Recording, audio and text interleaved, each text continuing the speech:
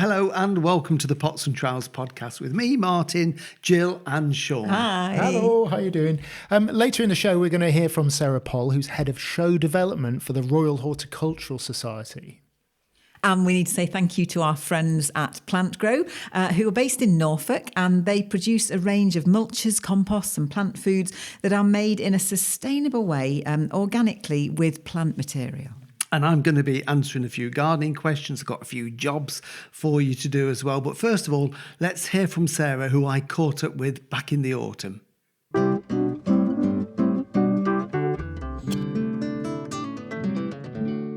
Sarah, thank you very, very much for joining us today on the Pots and Trowels podcast. You are the head of shows development for the RHS, and you're a very busy lady, so I do appreciate you giving the time to have a chat to me. But before we talk about your role that you do at the moment, because you've been with the RHS for a number of years now in the shows department, so do you want to just tell us a little bit about the work that you've done in the past? I have, and thank you so much for having me today, Martin. So yes, I've worked for the RHS for a long time. I started in 2003, so yeah, over 20 years. And I started really just as an events, just because I was interested in events. And then I got the bug and I've stayed. So I've worked on a number of different shows. I've worked on Chelsea in the development team. I've worked on Cardiff Flower Show. I've worked across Tatton and also Garden as well when that was part of the RHS remit. So I've worked on lots of different shows and got to know lots of different exhibitors and seen lots of different exhibits and wonderful shows over the years. So gradually what you've done is work your way up and you've got to know the shows inside out. And I'm not going to ask if you've got a favourite, but I suppose the one that everybody will instantly know is the Chelsea Flower Show. And that is a very special show, isn't it? It is. I always get asked my favourite, and I love them all for different reasons.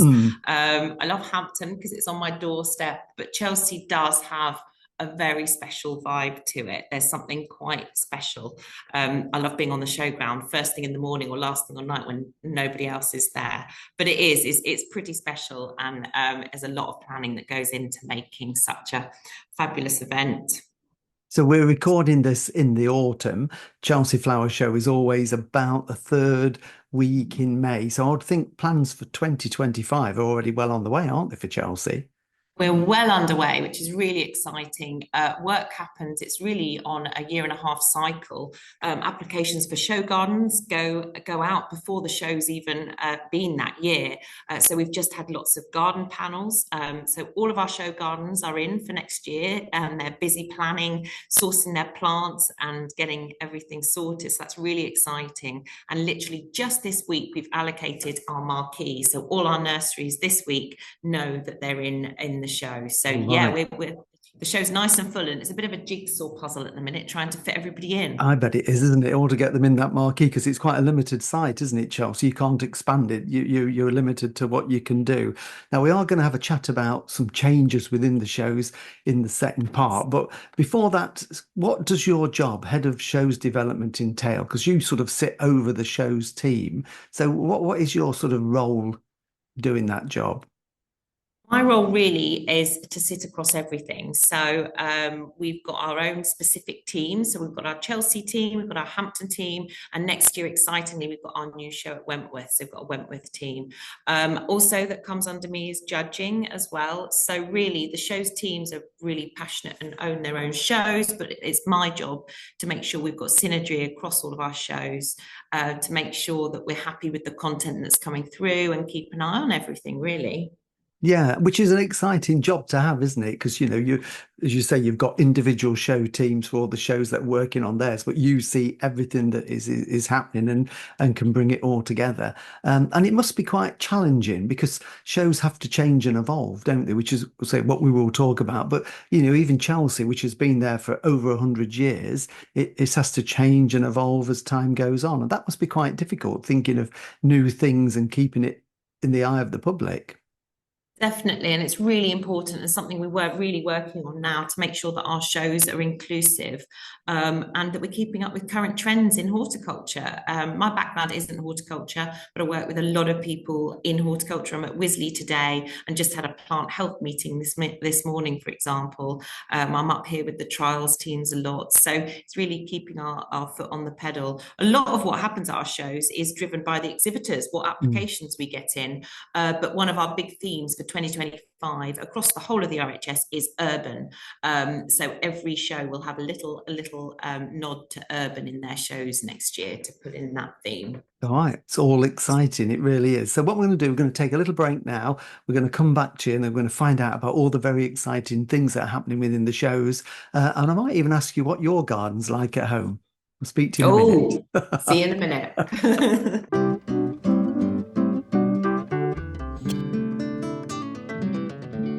Well, urban, I'm really intrigued to see how that plays out and, you know, how some of the shows incorporate urban. I mean, we did a conversation with the Cloud Gardener at an urban show, or you did. Yes, Jason. Yes, that's right. Yeah. Yeah. I mean, maybe we need to talk a little bit about what an RHS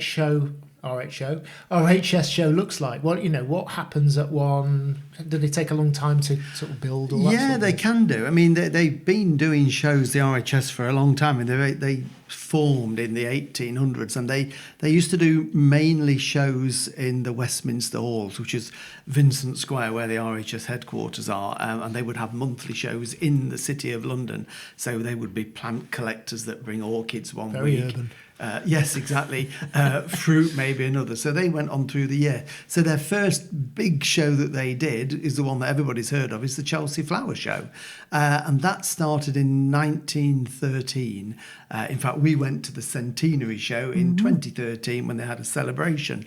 So that was the first show. And then within the last sort of... Did they have a break for the war years? I presume through the First and Second World Wars they would have Yeah. had a break, especially because of where it is in the... Was Yeah. Jill asking because she thinks she'll remember that? Yeah, I wasn't there for both of them, but... I didn't say that. No, exactly.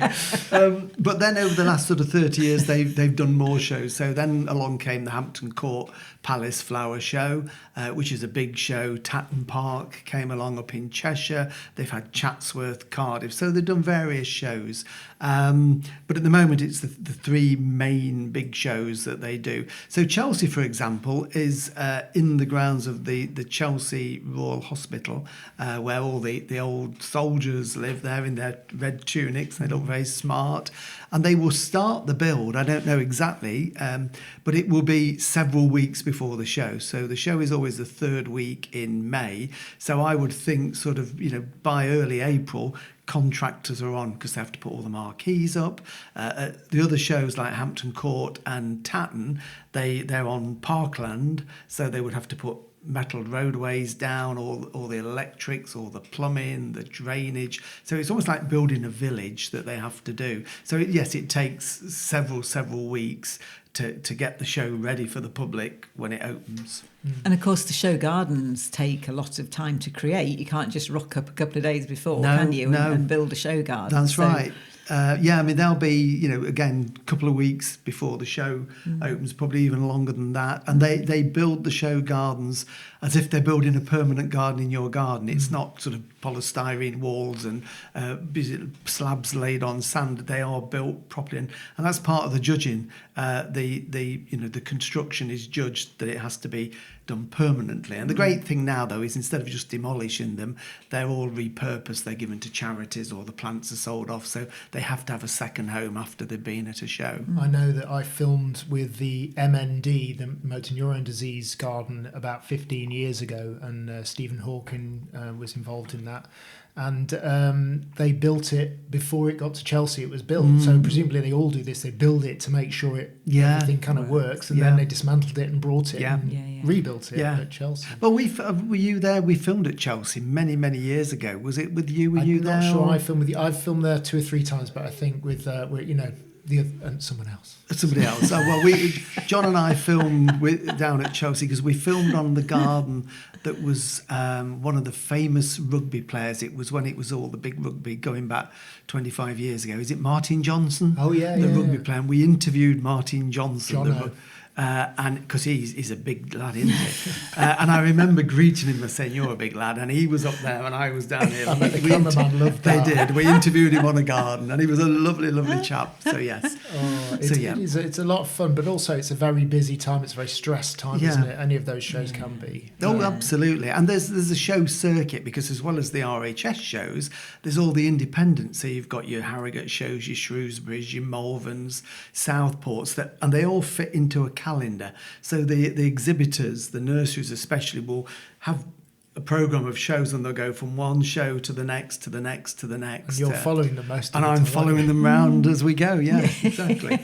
So Malvern show, that's got an RHS link though, hasn't it? Some people get a bit confused about whether it's actually an RHS show or an independent. That's a good question. Yeah, the Malvern have two shows. There's the spring show and the autumn show, and the spring show is a partnership with the RHS. So it's held on the Malvern Showground, and the RHS are involved with the show gardens and all the nurseries. So it is a partnership. The autumn show is purely the Malvern show. Right. No, okay. The RHS judge there, but Yes. they have no financial sort of input to that one. And can I just go back to something that Sarah, you were talking about with Sarah, because obviously the RHS have chosen the people who are going to be doing gardens there, and the exhibitors that in the nursery exhibitors. But Sarah was talking about a gardens panel. Now, is that a panel of the RHS who are going to choose which show gardens? Yeah, shows? It's mixed up. I've sat on them a couple of times for Tatton in the past when I used to judge show gardens. So it will consist of the show managers for that show and somebody like Sarah Poll, for example, head of shows development. So there'll be a team from the RHS, and then probably 2 or 3 judges, and you basically look at all the plans that have been submitted to sort of think, is that one doable, is that not one, and give feedback, and then they will decide which ones are going to be at the show. So would they eliminate quite a few? I don't know how many I think times have applications changed. I mean, years ago, you probably got more people apply than you had space for. Yeah. Like all things, there's not as many people applying now. But even so, it still goes through that rigorous procedure, because you've got to make sure that if somebody's applying to build a garden, it's appropriate for the show. Yeah. And it's going to be something that is a spectacle, good for the people to look at. High enough quality. Yeah, exactly. Fits the space, Yeah. I'm glad you explained that panel, because I was worried about the panels in my garden. We had a few blow down a couple of weeks ago, fence panels. Yeah. So, wrong kind of garden panel. Just remember, if you've got a question for Martin or anyone on the team, drop us an email, info@potsandtrowels.com, or drop us a message or some kind of comment on one of the videos. That should do it, yeah. We've got questions, we've got jobs. What would you like to do in this part? And Shall we do a question? You want a question? A question, then I've got we'll your go back question. to Sarah. Okay, yeah, we got a question. All right, so this has come from BBR, and I think BBR asked a question last week, actually. Just love this channel, BBR says. Hi, we've got 2... Yeah, we have to acknowledge that, don't we? That's Yeah. good. Hi, we've got 2 limelights. This is hydrangeas, I believe, because it's on a hydrangea video. Can they be pruned lower to, say, 6 inches from the ground? Ours are about 15 years old and getting woody. Keep the vids going, just love them. Thank you, BBR. It's very nice of you to say that. We don't know where BBR lives, do we? I'm afraid not. We don't know if it's England or wherever. But hydrangea limelight is a lovely hydrangea. It's one of what they call the paniculata hydrangeas, and they flower on the new season's growth. So and they produce nice, strong vertical shoots, and then you get these cone-shaped flowers on the top, good size, and they're a white with a sort of a greeny tint, hence the name limelight. And you can prune them quite hard back, and I think we've done it on a video where we've shown them being cut. Yours, it sounds like it's quite established, it's a bit woody, so you can still cut into older wood, but I wouldn't suddenly, if you haven't been cutting it hard back, then suddenly one year decide to cut it back to 6 inches, because that might be a little bit of a shock. So what I'd be tempted to do is maybe cut 50% of the stems hard back to 6-9 inches, whatever, and the others not quite so hard. So you've got that staggered growth. And if you get lovely strong growth from lower down, which I'm pretty sure you will do, the following year you can cut the remainder back, and then you'll have got it nice and low. So do it over 2 seasons and feed it and mulch it in the spring. It's too early to prune now. Wait until March anyway to prune it, but then give it a bit of fertiliser, and they love a mulch of compost around it, sort of like a plant grow mulch. That will just keep the moisture in there, the nutrients in, and that will really promote strong growth. Good stuff, good stuff. Another comment on a video, not quite a question this, but I'm going to read it anyway, on a Streptocarpus masterclass we did. I love streps, and falling stars is a favourite. It's a very profuse bloomer. I found one on eBay as I'm in the US. I wish Dibleys would sell to the US. Their varieties are hard to find here. It's a shame. Yeah, they don't sell into the United States, and they've got an amazing range. That would be when we spoke to Paul Dibley at the Southport Flower Show, and Falling Stars is one of their older varieties, but it is beautiful. It really is. So another reason to come to the shows, I guess. Dibleys are always at the shows, so they have them all there. So if you're looking for Streptocarpus, that's where you need to be. How complicated? I guess there are plant passports, and that you can't just buy mail order to go to a different country, can you? It gets very complicated. To do with, biosecurity. No. Well, I'm not, promoting and doing things unofficially, but I bet people do. Oh yeah, they do all the time. Yeah. It just reminds me. Last week when we were talking about Australia and the kind of biosecurity, when we went on our honeymoon. There was all these signs up when you get to the airport about this, that, and Wendy had bought a bracelet made of shells, and she started wearing. She went straight up to an official and was showing it and saying, "Is this okay?" I've got just waved her arm like, "Come on." But if you try and take a bunch of bananas or apples in, then they'll get you, because they don't like you moving fruit about. No. Yes. Fair enough. Anyway, shall we go back and hear a bit more from Sarah? Yes.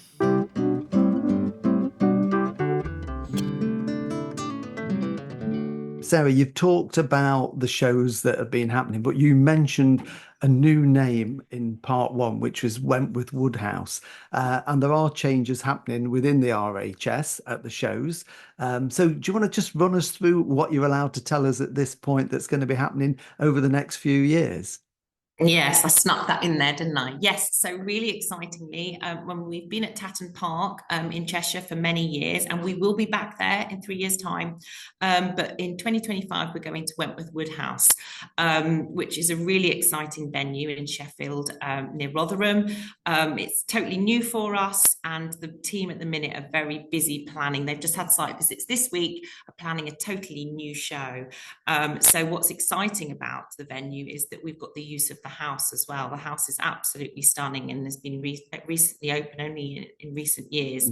And they've got some fabulous rooms that we're going to be using for floristry installations, floristry workshops. We've got a fruit and vegetable competition happening, and all the usual suspects. All our usual nurseries are going to be there, and some really exciting content linking up with schools and communities. We've got a couple of fabulous feature gardens coming through, and we're linking in with the City of Culture that's happening next year in Rotherham. So lots of exciting plans. Yeah, absolutely. And it's a wonderful setting, isn't it? For people that haven't been, it's because it is open through the year as the house and the garden. It's being restored, isn't it? Because I think it fell into disrepair years ago, and it's now part of a trust, I think, isn't it? And they're spending huge amounts of money on it. And I don't know how you describe it, but I think, has it not got the longest facade of any stately home in the UK? I think there is some fact. I'll do a bit of research and find out. But as you look at it from the front, it is so wide. It's amazing. People, when they get there, might recognise it, because I think it's been used on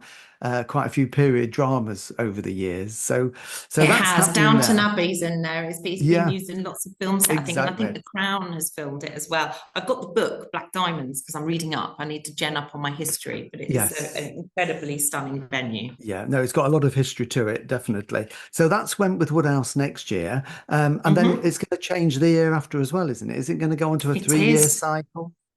We're on the road. So in 2026, we're going to Sandringham, which is really exciting.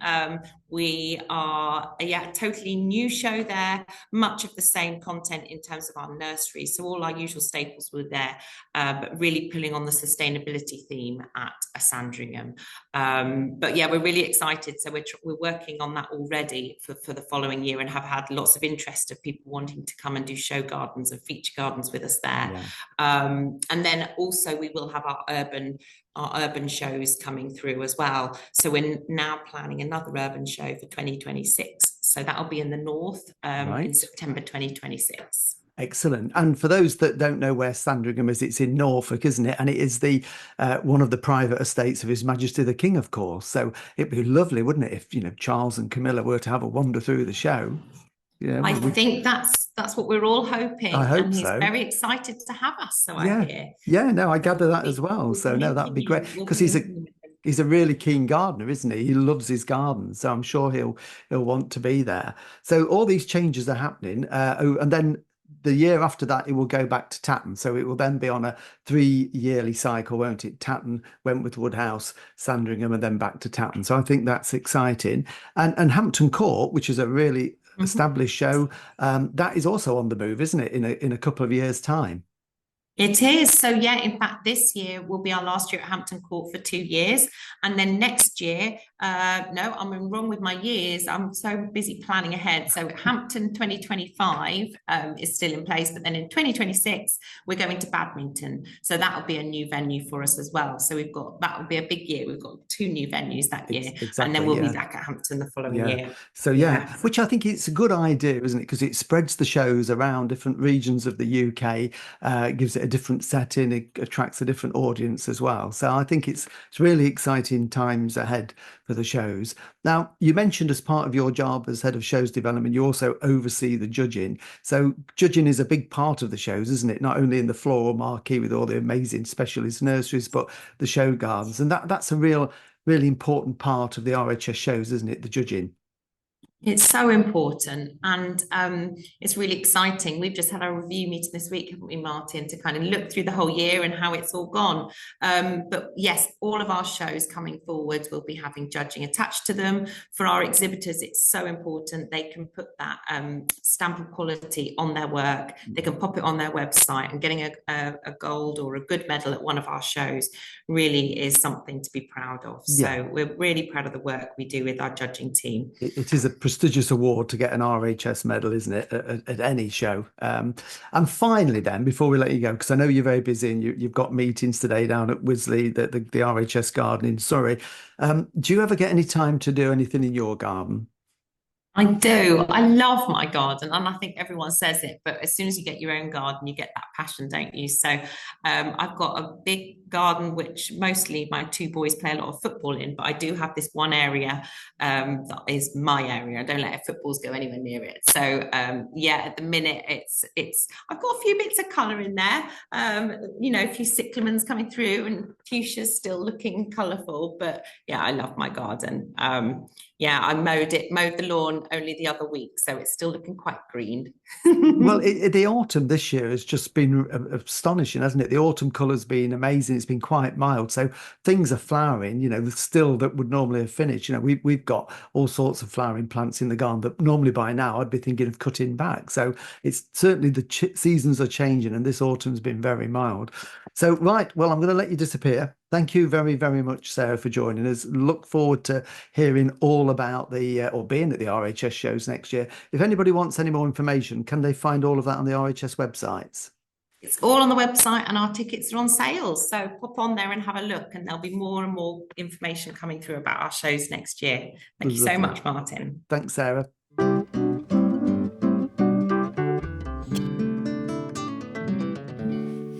Well, coming up, Martin's got some jobs for you to be getting on with in your garden. But should we talk about some of these new locations for new shows? This is all quite a change, isn't it? It is. It's very exciting, isn't it, really? It is, yeah. 2025, this year, will look very different on the show circuit. Yeah, yes. And where it's a sort of a cycle of changing locations as well. Yes. So 26, it's going to be different ones as well. Absolutely, yeah. It makes a lot of sense to just kind of spread it out a little bit more. Yeah, and I think it will, the public, the visiting public will be quite excited, because if you've been to one show for a number of years, you still probably go, but if you've got the chance of going somewhere new, you're going to jump at it, aren't you? Yeah. So I'm very excited. There's a flip side to this, of course, which is when you've got a show running in a certain place, you know how it works, and you know it's slick, and the people know how to cope with things like the traffic and all that sort of stuff. Is that an issue, or presumably this team's very good? They've done this before. Yeah, I mean it's something that will be on the radar. Definitely, they'll be making sure they've got traffic management in place. They got to know the lay of the land. I mean, they've had lots of visits up to Wentworth Woodhouse because it's going to be a completely different layout. So yeah, there'll be a lot of preparation work that has to be done behind the scene to make sure it's delivered properly. And so what Sarah mentioned, black diamonds, what's that? Black diamonds, well, Wentworth Woodhouse is a huge stately home up in South Yorkshire, between Rotherham, Sheffield, Barnsley area, and it's now owned by a trust, but it was the Fitzwilliam family who made their money out of coal mines. So they had loads and loads of deep coal mines in that area of South Yorkshire and made huge amounts of money. This is going back in the 17th and 1800s. And then it's now part of a trust. I think it fell into disrepair. So I think the book, Black Diamonds, essentially tells the story of how they made their fortune and lost their fortune. So it's an interesting read. We've just ordered that, haven't we? Just ordered it to read it, yes. Well, You have to borrow it. But it's a beautiful setting. I mean, the sort of facade, the frontage of it is just amazing. It's a huge. You've been, haven't you? I've been to have a look at it a few years ago. Yes. I did a quick check on it before when I heard the name. Apparently, it was seen as the largest private residence in the UK at one point. Yes, It's obviously not a private residence anymore. Not anymore, but yeah.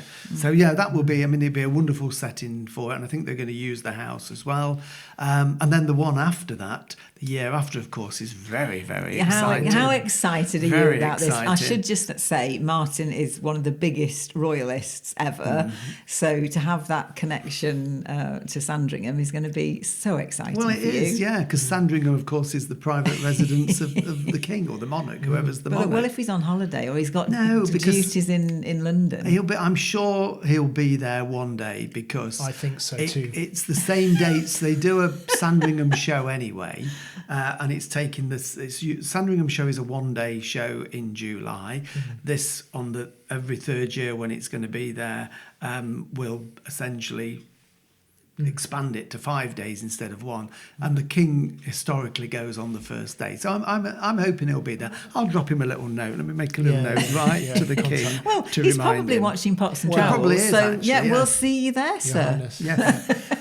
Well, joking aside, Sarah did mention there's a focus on sustainability with that one. So he's obviously very big on sustainability. Absolutely, yeah. I mean, he loves his garden. They've done an awful lot of work. Again, I haven't been to Sandringham for a long time.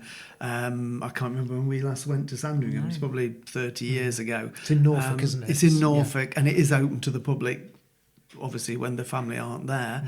But I think all at the front of Sandringham, that was all parkland, has all been now developed into formal gardens within the last few years. So I'm really looking forward to going. Probably go even before that. Might go this year, just have a smooch round. Well, you were in Norfolk fairly recently, so yeah, we were, just so need we to should go have back. popped in. Exactly, yeah. So no, it's all exciting that's happening with the RHS Yeah, shows. no, we'll look forward to that. And also their urban show as well that they're going to have. I know the shows generally this year are having an urban theme, but they're doing a specific urban show. Do you know where that's going to be? Well, there isn't going to be one in 25, so I think it will be 26, and I don't think they've confirmed the location for that. Okay. And that will be inner city. The one last year was Manchester. So I think the plan is again to move it around the country so they can spread the word. Good stuff.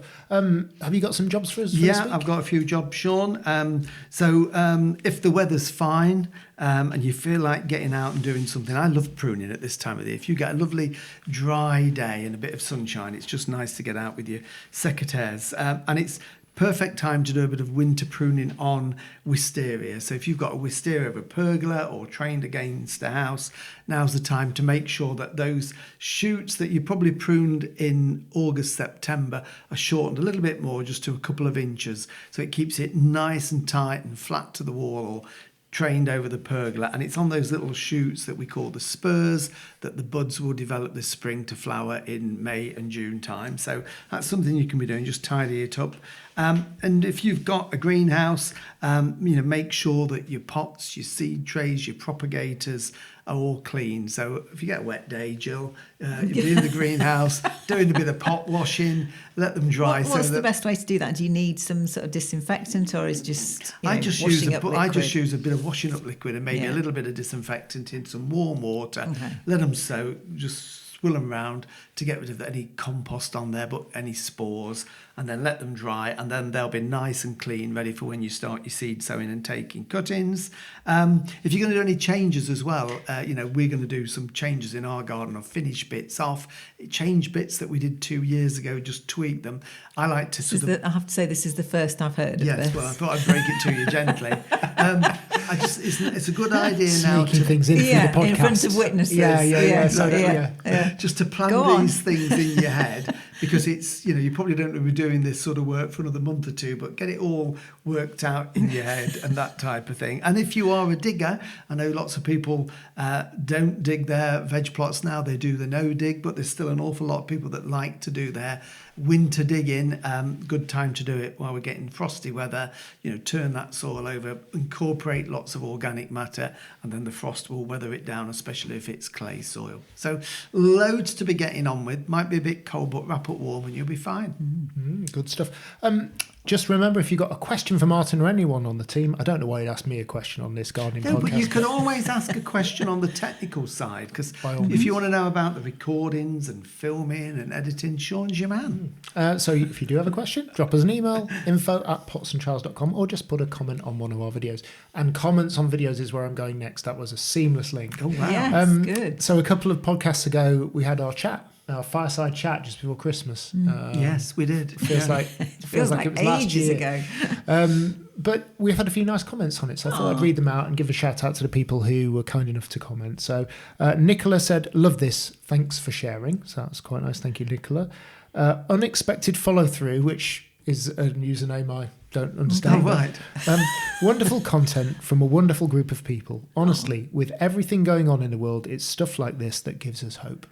Oh, So that's really nice. Thank you. That is really kind. Thank you very much. I'm welling up. And then we've had a comment from someone called Imaginative Username, with numbers there's after some it. good names out there, aren't there? Absolutely.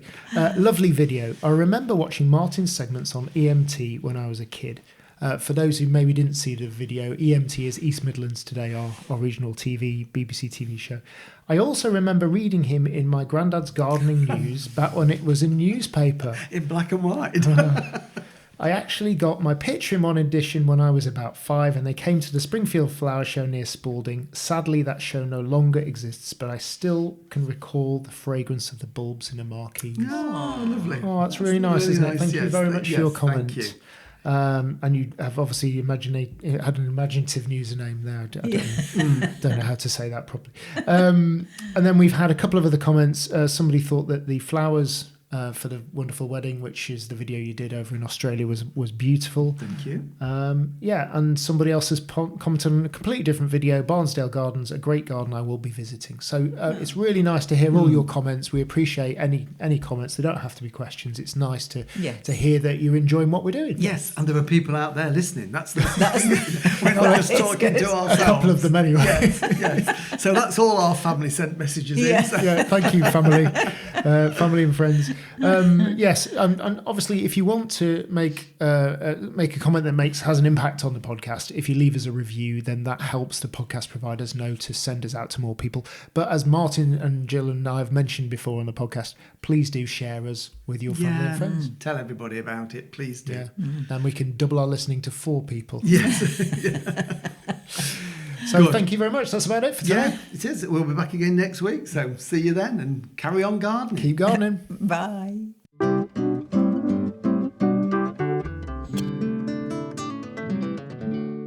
Watch the videos on YouTube or Facebook, follow us on Instagram, Twitter or X, and subscribe to the podcast and never miss a thing. For more information, go to potsandtrowels.com.